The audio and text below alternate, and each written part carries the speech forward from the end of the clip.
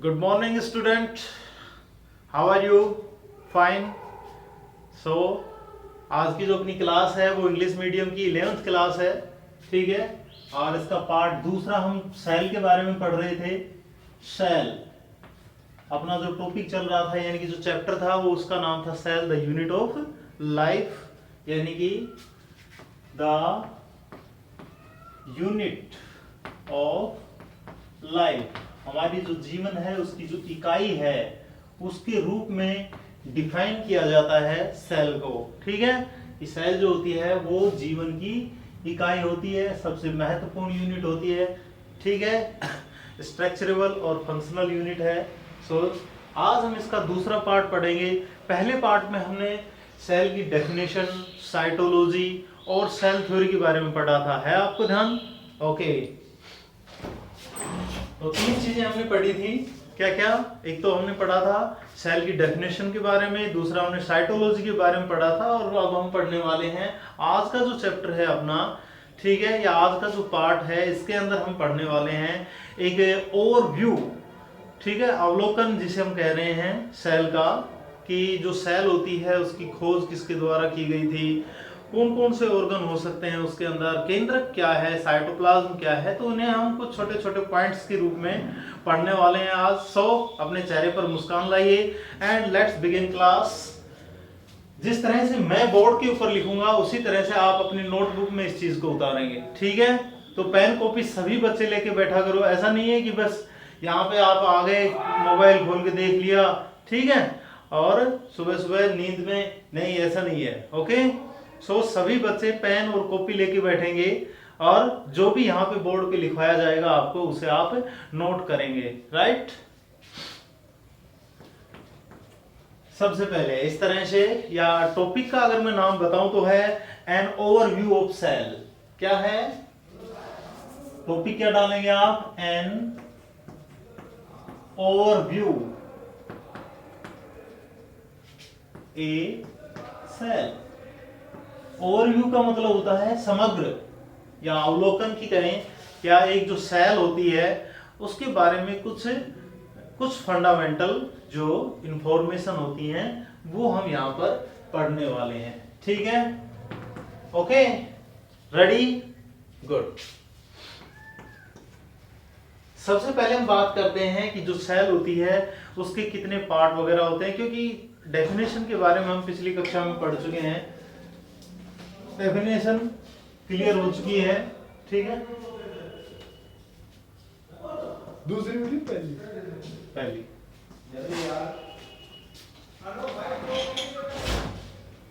ए typical cell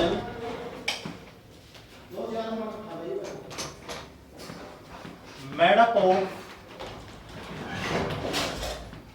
3 part. पहली बात क्या है कि टिपिकल सेल, एक प्रारूपिक जो सेल होती है, मेड अप ऑफ 3 पार्ट्स, यानी कि उसके कितने पार्ट होते हैं? सेल के 3 पार्ट होते हैं, जो कि उसकी स्ट्रक्चर में अच्छी तरह से नजर आते हैं। मैं एक बार फिर से आपको ध्यान दिला देता हूं कि जो सेल होती है उसके 3 पार्ट होते हैं मुख्य रूप से, ठीक है। यूं तो यदि हम ऑर्गेनेल्स की बात करें तो वो तो बहुत सारे होते हैं, लेकिन यहां पर दिख रहा है आपको ये, ठीक है। ये जो मैंने चारों ओर एक सेल का हमने क्या बनाया है, एक डायग्राम बनाया है, ठीक है। और इस सेल के आउटर जो लेयर आपको नजर आ रही है चारों तरफ, ये जो आउटर लेयर होती है इसे हम क्या कहते हैं? सेल मेम्ब्रेन कहते हैं। क्या बोलते हैं? Cell membrane, right. ओके, इसके पश्चात बीच का जो सेंटर जो पार्ट होता है मध्य का, हालांकि सभी में मध्य में नहीं हो सकता, लेकिन जहां तक है हम सिर्फ मध्य की बात करते हैं। मध्य का जो पार्ट होता है इसे हम क्या कहते हैं? इसे हम न्यूक्लियस कहते हैं, यानी कि केंद्रक बोलते हैं, ठीक है। अब बताइए शेष क्या रह गया? तो शेष तो ये बीच का पार्ट रह गया। ये एक सेमी फ्लूइड मटेरियल होता है। क्या होता है ये? जिसे मैं सफेद कर देता हूं, ये वाला जो ये पार्ट जो है ये क्या है? ये एक फ्लूइड होता है जो कि कैसा होता है? सेमी, यानी कि अर्ध तरल होता है, ठीक है। और इस पार्ट को हम क्या कहते हैं? साइटोप्लाज्म कहते हैं। क्या बोलते हैं?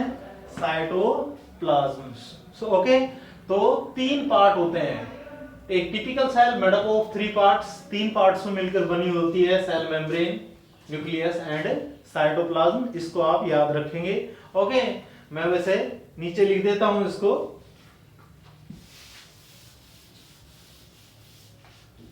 कौन कौन से हैं?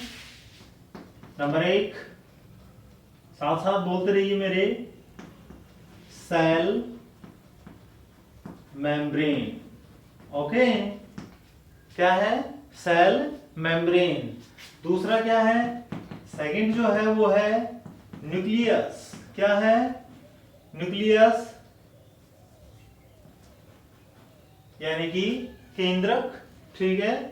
और नंबर 3 जो है वो क्या है? वो है साइटोप्लाज्म। क्या है? साइटोप्लाज्म यानी कि कोशिका द्रव्य या सेमी फ्लूइड जो मटेरियल होता है, ठीक है ना, वो। सबसे पहले इसे आप नोट करेंगे कि एक typical cell made up of 3 parts, cell membrane, nucleus and cytoplasm, ये 3 चीजें होती हैं। ओके, अब हम आगे बात करते हैं कि कुछ और जानकारियों के बारे में, सेल की जानकारियों के बारे में, कि सेल जो होती है उसमें और क्या क्या हो सकता है। तो इनसाइड इच सेल्स अगर हम बात करें कि प्रत्येक जो सेल होती है,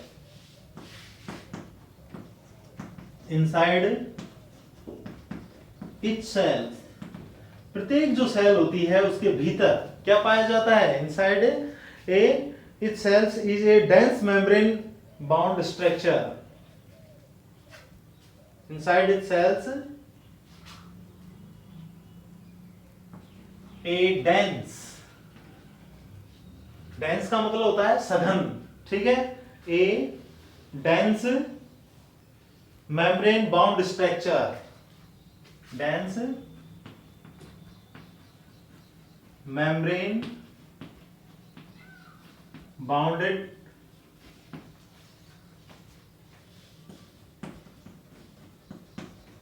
स्ट्रक्चर, ठीक है। तो प्रत्येक जो सेल होती है उसके बीच में, अभी अभी बता दिया है मैंने उसको, इनसाइड इट सेल से dense membrane, A dense membrane bounded structure, it is called nucleus, ठीक है। क्या कहलाता है ये? It is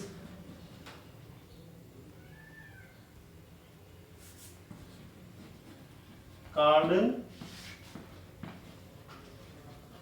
nucleus. इसे हम क्या कहते हैं? इसे हम न्यूक्लियस कहते हैं। यानी कि प्रत्येक जो कोशिका होती है उसके भीतर क्या पाया जाता है? एक मेम्ब्रेन युक्त, एक सघन मेम्ब्रेन युक्त क्या पाया जाता है? केंद्रक पाया जाता है। अभी अभी बताया था 3 पार्ट होते हैं, न्यूक्लियस, सेल मेम्ब्रेन और साइटोप्लाज्म। तो प्रत्येक जो कोशिका होती है उसके भीतर क्या उपस्थित होता है? एक न्यूक्लियस उपस्थित होता है, ठीक है। अब हम कुछ देर 2-4 टॉपिक जो है वो सिर्फ न्यूक्लियस के बारे में बात करेंगे कि न्यूक्लियस को सबसे पहले किसके द्वारा खोजा गया था, ठीक है।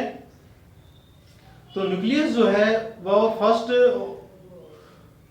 कह सकते हैं आप कि the nucleus was first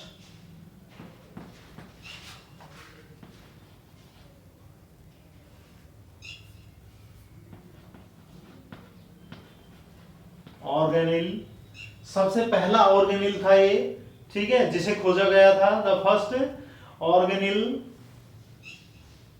to be discovered, to B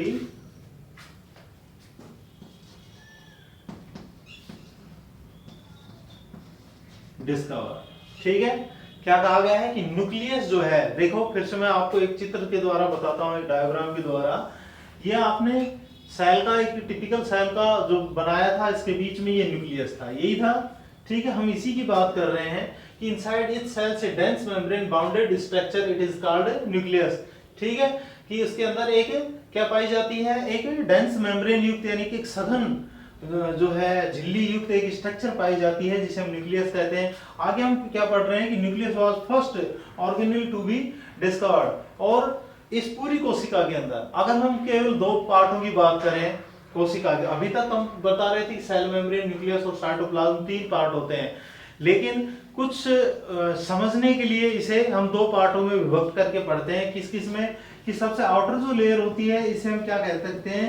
cell membrane कहते हैं। और इसके भीतर का जितना भी मैटर है, अब हम केंद्र की बात नहीं कर रहे, इसके भीतर का जितना भी मैटर है सारा का सारा क्या कहलाता है? प्रोटोप्लाज्म कहलाता है। क्या कहलाता है? प्रोटोप्लाज्म कहलाता है। ठीक है। साइटोप्लाज्म एक्सेप्ट न्यूक्लियस, जो सेमी फ्लूइड जो मटेरियल है वो तो कहलाएगा साइटोप्लाज्म। ठीक है। और विद किसके? न्यूक्लियस, विद न्यूक्लियस जो सेमी फ्लूइड जो मटेरियल है भीतर का वो क्या कहलाएगा? प्रोटोप्लाज्म कहलाएगा। ये डिफरेंट होता है। तो अब यहां पर अगर हम बात करें कि प्रोटोप्लाज्म जो होता है वो क्या है? प्रोटोप्लाज्म वो सेमी फ्लूइड हो गया, उसके अंदर बहुत सारे ऑर्गेनल्स पाए जाते हैं, यानी कि बहुत सारे कोशिकांग पाए जाते हैं जो कि एक कोशिका के अंदर भरे हुए होते हैं। जैसे न्यूक्लियस हो सकता है, माइटोकॉन्ड्रिया हो सकता है, गोल्जी काय हो सकता है, गोल्जी कॉम्प्लेक्स हो सकता है, एंडोप्लाज्मिक रेटिकुलम है, लाइसोसोम है, ठीक है, या माइक्रोबॉडीज हैं, या वोक्यूल्स हैं। ये सारी चीजें जो होती हैं इसके अंदर पाई जाती हैं। और इन सभी को जो मैंने अभी नाम बताए हैं इन सभी को क्या कहते हैं? ऑर्गेनिल बोलते हैं। क्या बोलते हैं? कोशिकांग बोलते हैं।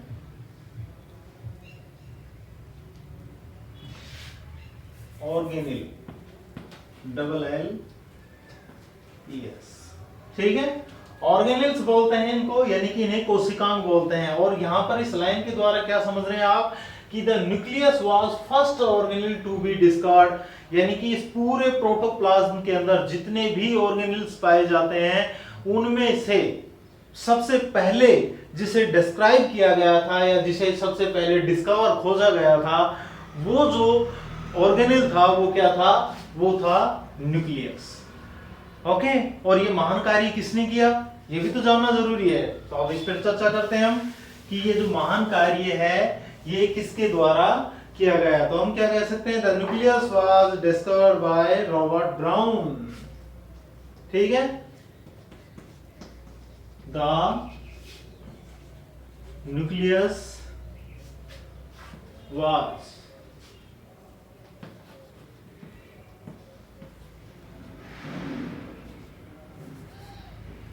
डिस्कवर्ड बाय किसके द्वारा? Robert brown.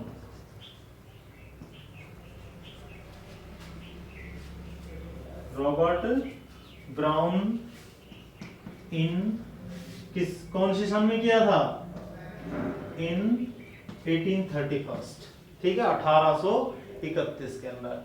तो सबसे पहले न्यूक्लियस जो है, nucleus was discovered by Robert brown इन 1831। 1831 में सबसे पहले किसके द्वारा खोजा गया था इसे? ये नाम याद रखना, रॉबर्ट ब्राउन के द्वारा किसे खोजा गया था? डिस्कवर किया गया था किसे? न्यूक्लियस को। तो ये चीज आप अच्छी तरह से याद रखेंगे। ठीक है।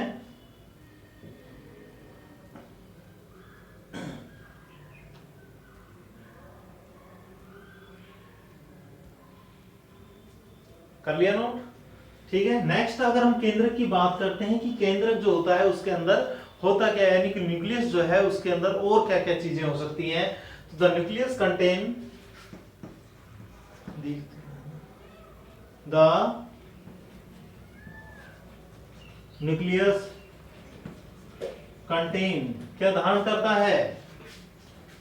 Genetic material. ये ध्यान रखना, ये लाइन भी, जेनेटिक मटेरियल। ठीक है, जेनेटिक मटेरियल, या आप लिख सकते हैं इसमें डीएनए। ओके। तो एक जो न्यूक्लियस होता है उसके अंदर क्या उपस्थित होता है? जेनेटिक मटेरियल होता है न्यूक्लियस में। ओके। जैसे ये हमारी कोशिका, ये बीच में न्यूक्लियस, और न्यूक्लियस के अंदर इस तरह की एक स्ट्रक्चर पाई जाती है जिस जो स्ट्रक्चर क्या कहलाती है? एक्चुअल में इस स्ट्रक्चर को हम क्या कहते हैं? क्या बोलते हैं? क्या बोलते हैं? क्रोमोसोम बोलते हैं। क्या बोलते हैं? वाल्डेयर नामक एक वैज्ञानिक थे जिनके द्वारा क्रोमोसोम को खोजा गया था। तो इलजुई जो संरचनाएं आपको नजर आ रही हैं, ठीक है, किसके अंदर? केंद्र के अंदर। तो ये क्या कहलाती हैं? ये क्रोमोसोम कहलाती हैं। और इन जो क्रोमोसोम्स होती हैं, इन क्रोमोसोम्स जो होते हैं ये गुणसूत्र कहा जाता है। अगर हम हिंदी में बात करें तो क्या कहते हैं? गुणसूत्र कहते हैं। और ये गुणसूत्र किससे मिलकर बने हुए होते हैं? ये गुणसूत्र मिलकर बने हुए होते हैं डीएनए के। किसके बने हुए होते हैं? डीएनए के बने हुए होते हैं। सो हम क्या कह सकते हैं? The nucleus contain genetic material, ठीक है। और जेनेटिक मटेरियल जो हमारे अंदर होता है वो डीएनए हो सकता है या फिर आरएनए भी हो सकता है, या फिर यहाँ पर आप the nucleus contain genetic material, DNA की जगह आप क्या भी लिख सकते हैं? आप क्रोमोसोम भी लिख सकते हैं। ओके, ये ध्यान रखना, ठीक है। इसे नोट कर लीजिए, फिर मैं मिटा दूंगा, या स्क्रीनशॉट ले लिया करो इसका।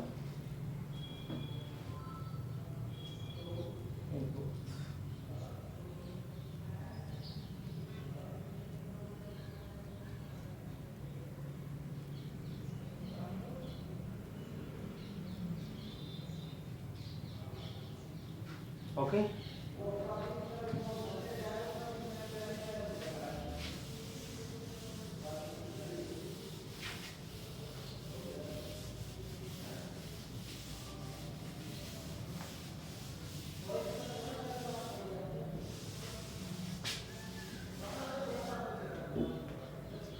ओके। नेक्स्ट अगर हम जानकारी प्राप्त करें सेल्स के बारे में तो हम कह सकते हैं क्या कि इन बोथ, अब एक चीज और, बोथ की जगह से पहले एक और मैं आपको थोड़ी सी सामान्य जानकारी बताता हूं, ठीक है। वो क्या है? देखिए, अभी तक हमने तो जो इसके बारे में, जो न्यूक्लियस के बारे में पढ़ा था कि न्यूक्लियस जो होता है वो बाउंडेड होता है एक मेम्ब्रेन के द्वारा, ठीक है। ये देखिए, इस तरह से कोशिका थी और इस कोशिका के अंदर ये सेंटर में न्यूक्लियस था। न्यूक्लियस के चारों ओर हमने क्या दिखा रखी है आपको? एक मेम्ब्रेन दिखा रखी है। एक्चुअल में इसे भी हम क्या कहते हैं? एक्चुअल में इसे हम न्यूक्लियस मेम्ब्रेन बोलते हैं, यानी कि केंद्रक झिल्ली बोलते हैं। ओके, अब कुछ कोशिकाएं ऐसी भी होती हैं, ध्यान से सुनना इस लाइन को, कि कुछ सेल्स ऐसी भी होती हैं जिन सेल्स के अंदर न्यूक्लियस तो होता है बट वो विदाउट मेम्ब्रेन होता है। कैसा होता है? विदाउट मेम्ब्रेन, अर्थात तो उसके चारों ओर मेम्ब्रेन नहीं पाई जाती। ध्यान रखना, समझ गए? इस तरह दो अलग अलग कोशिकाएं होगी। एक तो ऐसी सेल्स होगी जिसमें न्यूक्लियस जो होता है वो बाउंडेड होता है मेम्ब्रेन के द्वारा, लेकिन एक ऐसी सेल्स होगी जिसमें न्यूक्लियस जो होता है वो बाउंडेड नहीं होता, ठीक है। तो दो प्रकार की होती है। तो जो बाउंडेड होती हैं, ठीक है, उन बाउंडेड को हम क्या कहते हैं? यूकैरियोटिक कहते हैं। क्या बोलते हैं? Eukaryotic cells. ध्यान रखना, क्या बोलते हैं उन्हें हम? यूकैरियोटिक सेल्स बोलते हैं, जिनमें जो केंद्रक होता है यानी कि जो न्यूक्लियस होता है वो बाउंडेड होता है, अर्थात चारों ओर उसके क्या पाई जाती है? न्यूक्लियस मेम्ब्रेन प्रेजेंट होती है। ओके, और दूसरे प्रकार की कोशिकाएं जिनमें न्यूक्लियस जो होता है वो बाउंडेड नहीं होता, उन सेल्स को हम क्या बोलते हैं? उन्हें हम बोलते हैं प्रोकैरियो। क्या बोलते हैं? Prokaryotic cells. तो ध्यान रखना इन दोनों को। तो केंद्र के आधार पर यूकैरियोटिक और प्रोकैरियोटिक दो प्रकार की सेल्स होती हैं। एक्चुअल में सेल्स दो प्रकार की ही होती हैं, यूकैरियोटिक और प्रोकैरियोटिक, ठीक है। छोटी क्लास में आपने पढ़ा होगा कि आपसे पूछा जाए कि सेल्स जो होती हैं वो कितने प्रकार की होती हैं, तो आप क्या बताते थे? सर दो प्रकार की होती हैं, एक तो एनिमल सेल्स और दूसरी प्लांट सेल्स। नहीं, एनिमल और प्लांट दोनों की दोनों किसके अंतर्गत आती हैं?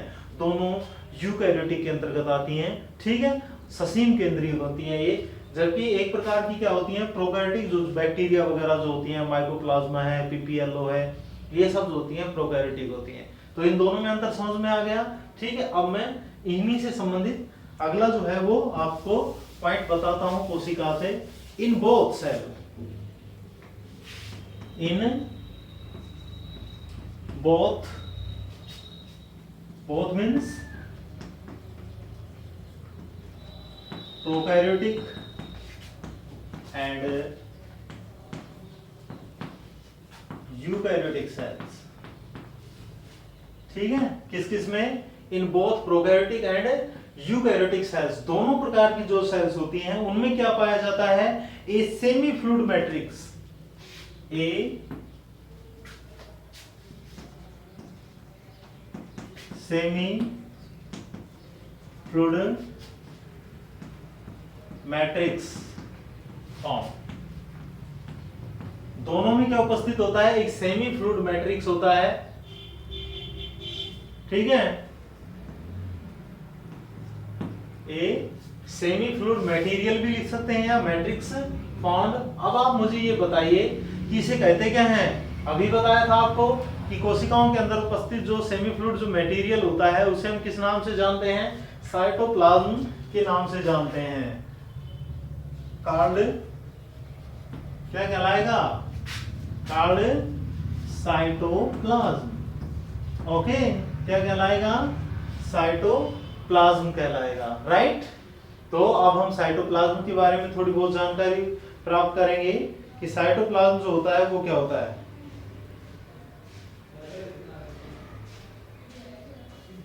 ठीक है, the cytoplasm is man arena, यानी कि क्षेत्र की बात कर रहे हैं, ठीक है। मैन एरेना होता है किसके लिए, of cellular activities, of cellular activities.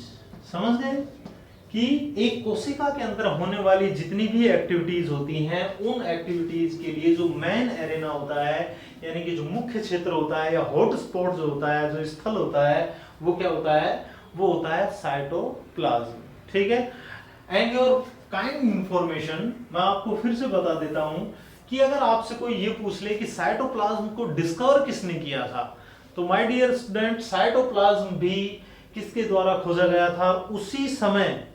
ठीक है, ये जानकारी आप जरूर याद रखेंगे, क्या कि उसी समय, कब, जब न्यूक्लियस की खोज हुई थी।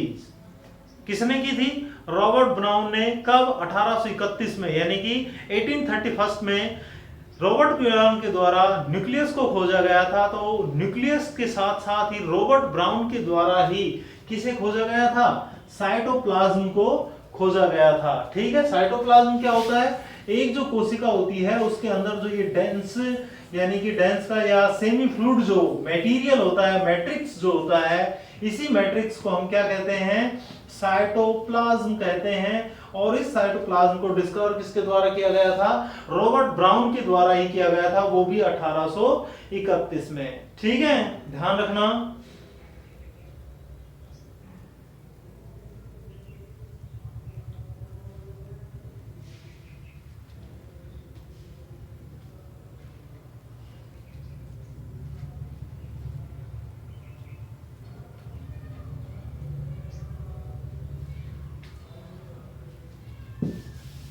Okay, good.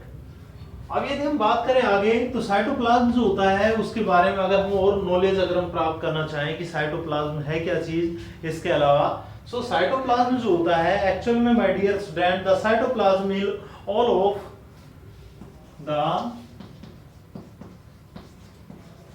Cytoplasm is all of, सभी के अंदर से यदि हम बात करें, the material with a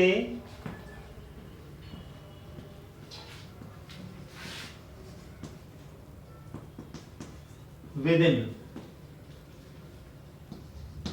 the cytoplasm is all of the material within a cell unclosed by the cell membrane, material within a cell किसके द्वारा अनक्लोज होता है,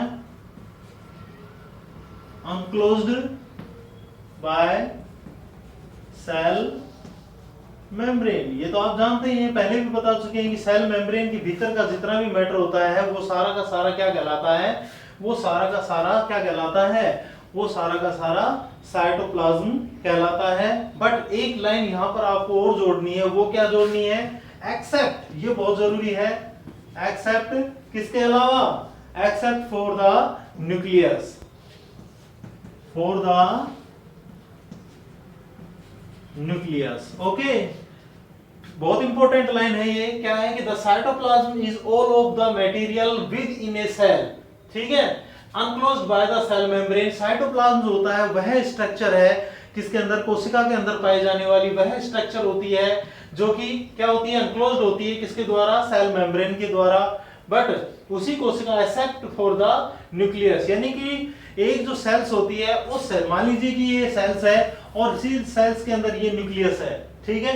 न्यूक्लियस के अलावा सेल मेम्ब्रेन से घिरा हुआ सारा का सारा जो मैटर होता है, फिर से सुनना, न्यूक्लियस के अलावा सेल मेम्ब्रेन से घिरा हुआ, ठीक है, जितना भी मैटर होता है वो सारा का सारा जो मैटर होता है वो क्या कहलाता है, वो साइटोप्लाज्म कहलाता है। और अगर साइटोप्लाज्म में न्यूक्लियस भी जोड़ दिया जाए तो उसे क्या कहेंगे, उसे क्या कहेंगे, उसे माय डियर स्टूडेंट प्रोटोप्लाज्म कहेंगे। क्या कहेंगे, प्रोटोप्लाज्म कहेंगे, मैंने अभी बताया था आपको, ठीक है। तो without nucleus, without nucleus cytoplasm, with nucleus जो सेमी फ्लूइड जो मटेरियल है वो क्या कहलाएगा, with nucleus protoplasm, without except nucleus क्या कहलाएगा, साइटोप्लाज्म कहलाएगा, राइट, गुड। अब इसके इसे आप एक बार स्क्रीनशॉट करके लिख लेना।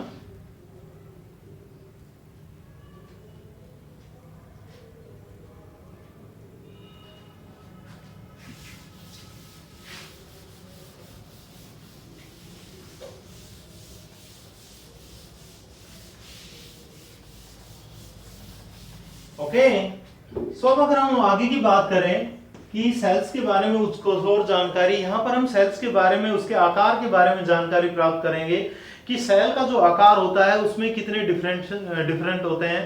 तो हम लिख सकते हैं सेल डिफर ग्रेटली, सेल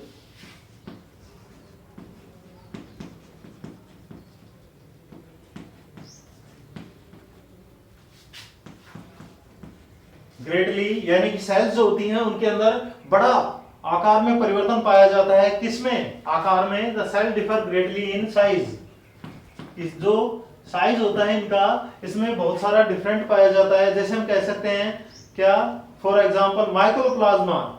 अब इसके अंदर छोटी छोटी जानकारी हम लिखेंगे तो उन्हें आप अलग से इस तरह से पॉइंट बना सकते हैं। कौन सी, माइकोप्लाज्मा, ध्यान रखना भाई स्टूडेंट, इस नाम को काफी आपको परेशान करने वाला है आगे ये, ठीक है। माइकोप्लाज्मा द स्मॉलेस्ट, ठीक है, माइकोप्लाज्मा द स्मॉलेस्ट, यानी कि सबसे छोटी क्या होती है, स्मॉलेस्ट सेल्स, सबसे छोटी जो सेल्स होती है वो क्या होती है, माइकोप्लाज्मा होती है। याद रखना, आपसे कोई पूछे कि सबसे छोटी जो सेल्स होती है उसका क्या नाम है, तो वो क्या कहलाती है, माइकोप्लाज्मा कहलाती है। अगर इसके आकार की बात करें, माइकोप्लाज्मा, ठीक है, the smallest cells are only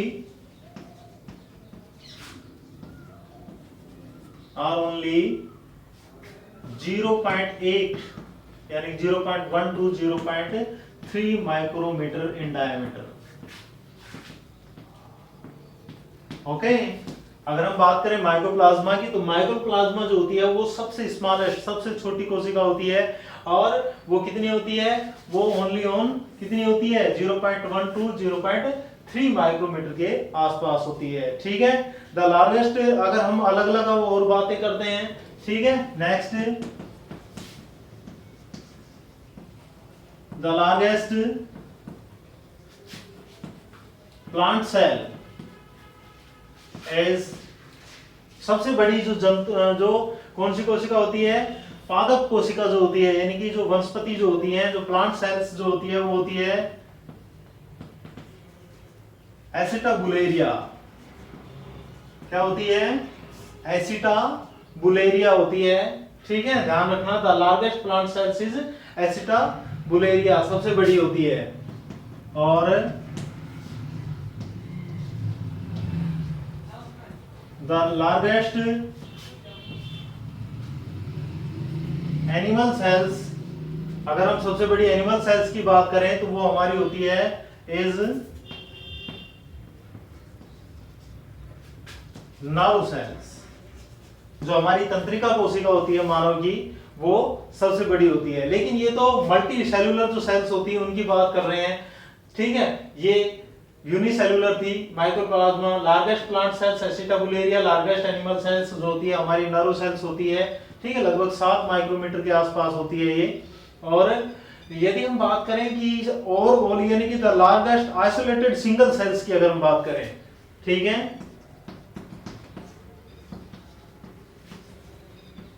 the largest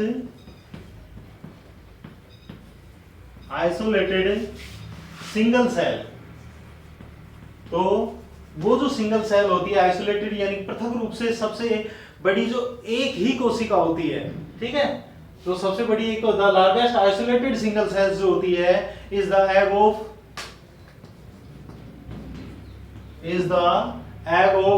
ostrich, is the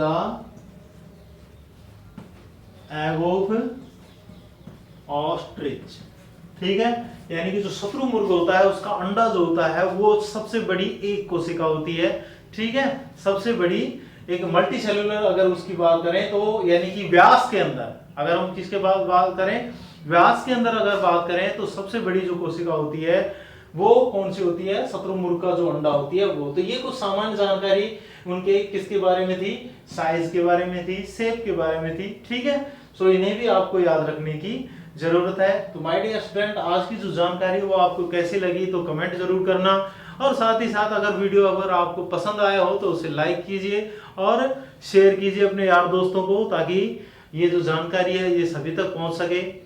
okay, सो हंसते रहिए, मुस्कुराते रहिए, goodbye and have a nice day.